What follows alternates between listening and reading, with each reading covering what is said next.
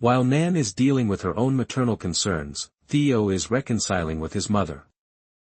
She travels to New York for the divorce process, where her mother, Patti, must provide evidence of her father, Tracy, having extramarital affairs in order to obtain the divorce. Regretfully, Tracy has no intention of making Patti's situation any simpler.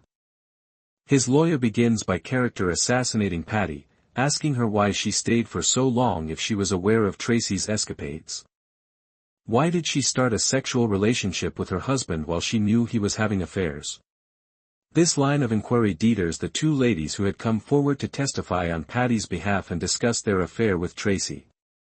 Nan chooses to testify after they leave, but the attorney does not spare her either.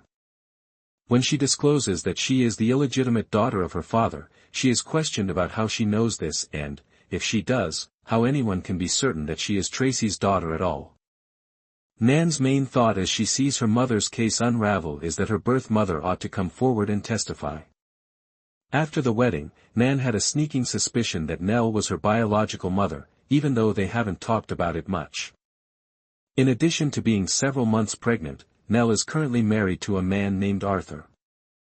Not that Nell didn't consider assisting her sister, but Patti suggests that she put her own needs ahead of the lawyer's rude inquiries.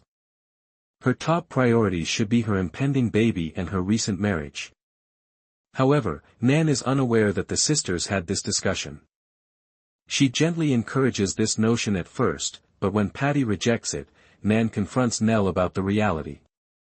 Although Nell acknowledges that she is her biological mother, she is unable to testify because her husband is unaware of it and the revelation could cause her marriage to fail. Nell snaps at Nan for being privileged, naive, and unaware of all she has endured when she accuses her of being selfish. She nevertheless chooses to tell her husband everything that evening because she really cares for her sister.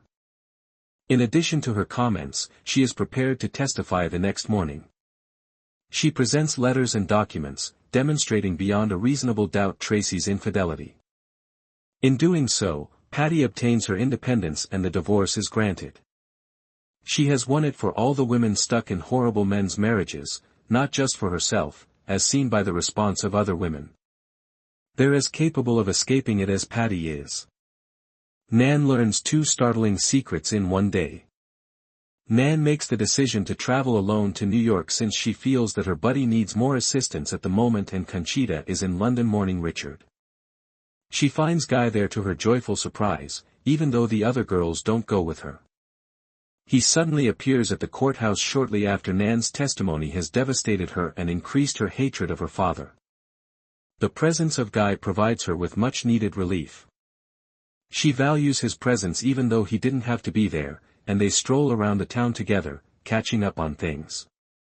After the case is won, Nan and Guy go back to England with Patti, who is thrilled to see her grandson at last. After returning home, Nan asks how Conchita is doing and is relieved to hear that she is recuperating nicely. She sees the red earring on the table before she has a chance to discuss everything that happened in New York and catch up on all the drama that took place while she was away. When she questions Mabel about it, she learns that the earring belongs to Lizzie, who has been searching for the other half of it for a while. She had found the other part of it at her home after returning from Italy. This gives Nan proof that Lizzie was with her husband at home while she was out. However, another piece of information is presented to her before she has time to comprehend this one. A woman comes inside the house while the bell rings. Guy takes the initiative to introduce her as Paloma because Nan doesn't know her.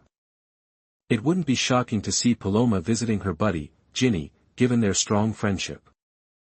But when Guy identifies her as his wife, it's the stomach hit. This indicates that Guy returned to Italy and wed Paloma sometime in the few weeks following Richard's passing. Even worse, he was already married to her when he met C down in the market.